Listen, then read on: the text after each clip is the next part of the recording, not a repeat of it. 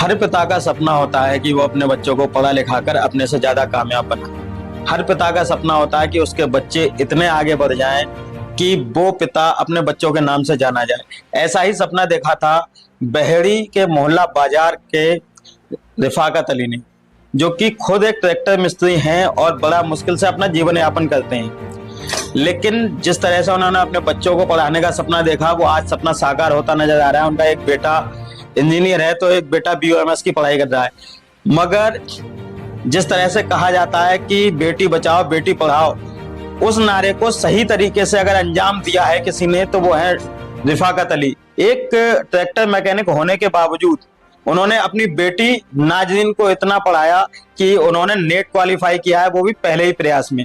मैं आपका दोस्त हसीन दानिश आज आपको मिलवाऊंगा रिफाकत अली साहब से, जो कि ट्रैक्टर मैकेनिक होने के बाद भी अपने बच्चों को अच्छी शिक्षा दिलवा रहे हैं। मिलते हैं रिफाकत अली साहब से। बहुत बहुत स्वागत है हमारे चैनल में आपका। सबसे पहले ये जानना चाहेंगे, आप एक ट्रैक्टर मिस्त्री हैं और जिस तरह से मुस्लिम समाज में एजुकेशन को लेके एक धारणा है कि बेटियों को नहीं पढ़ाया जाना चाहिए। आमतौर पर कहा जाता है बेटी पढ़ लिख के क्या करेगी, सिर्फ चूल्हा चौका देखना है।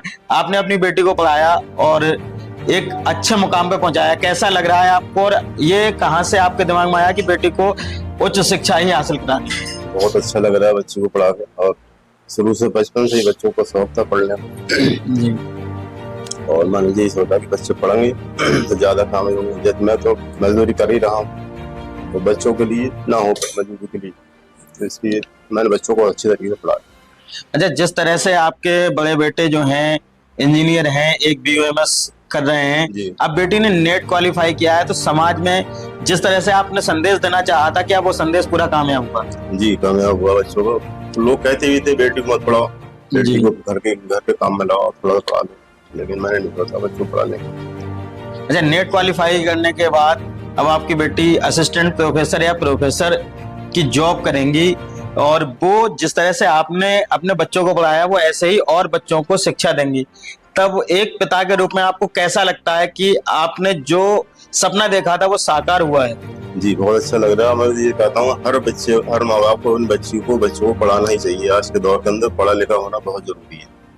अनपढ़ के लिए कुछ भी नहीं है, पढ़ाना बहुत जरूरी है। हर बच्ची को, हर माँ बाप को बच्चों को पढ़ाना चाहिए। और बच्चों को मैं कहना चाहता हूँ कि हर बच्चों को लगन से पढ़ना चाहिए आगे बढ़ने के लिए। अच्छा, जिस तरह से आपने अपने बच्चों को शिक्षा दी है और बच्चों को क्या संदेश देना चाहेंगे रिफाकत अली साहब कि कई बार बच्चे फेल हो जाते हैं, कई बार बच्चे हताश हो जाते हैं, निराश हो जाते हैं कि हम पास नहीं हो पाए और हम कुछ आगे कर नहीं पाएंगे, उन बच्चों के लिए क्या कहना चाहेंगे? मैं तो ये कहना चाहता हूँ बच्चों मतलब किस्मत साथ देती है, कोई लगन नहीं होती है।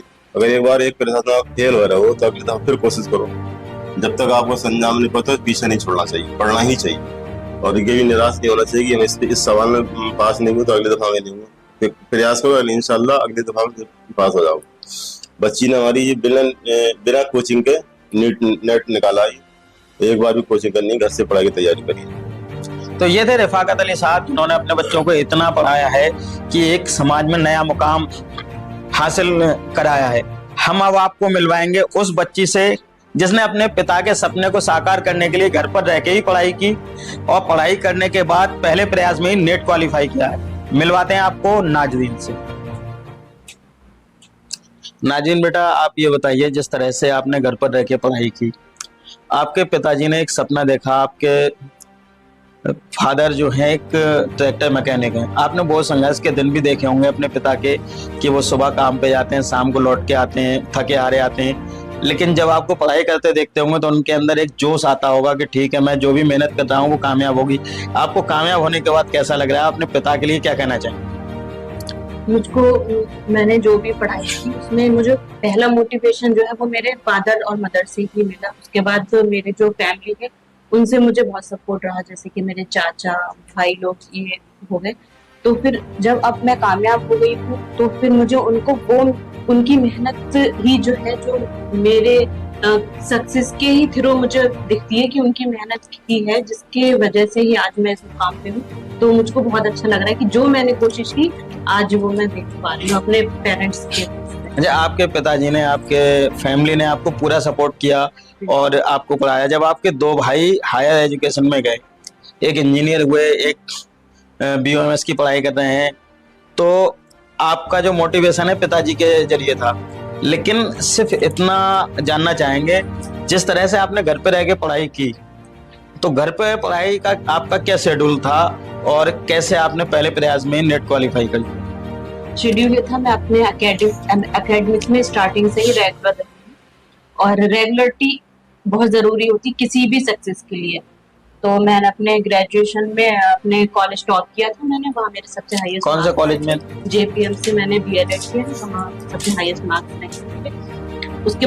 उसके बाद फिर मैंने जो NJPRU में एडमिशन लिया, वहाँ मैंने एंट्रेंस क्वालिफाई किया और फिर मेरा वहीं से पहले दिन से ये मेरा टारगेट बन गया था कि मुझको नेट क्वालिफाई करना है और पूरी अपनी 100% कोशिश देना है पहले ही प्रयास में। उसके बाद जो भी कमी अगर नहीं हो पाता तो जो भी कमी रह जाएगी वो मैं आगे उसको पूरा करूँगी।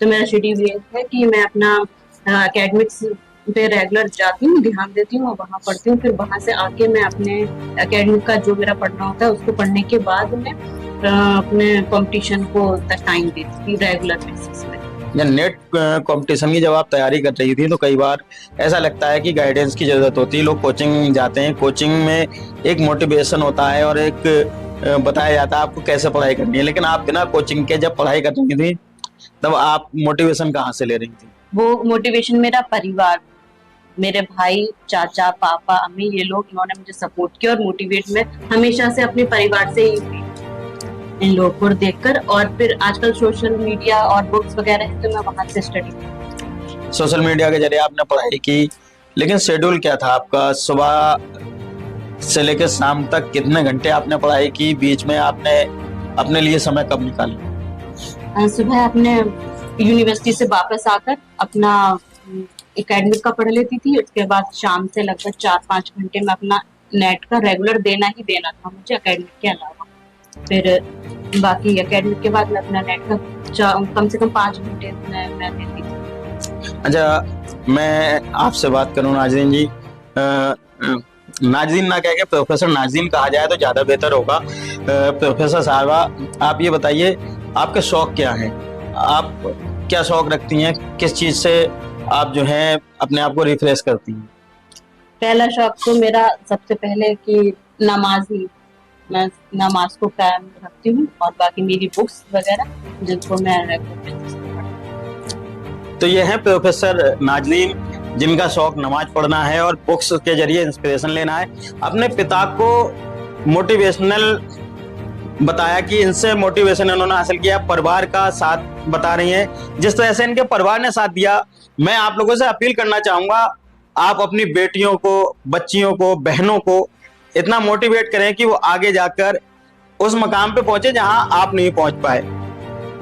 तो लगातार ताजा अपडेट के लिए बने रहिए हमारे चैनल के साथ। नमस्कार।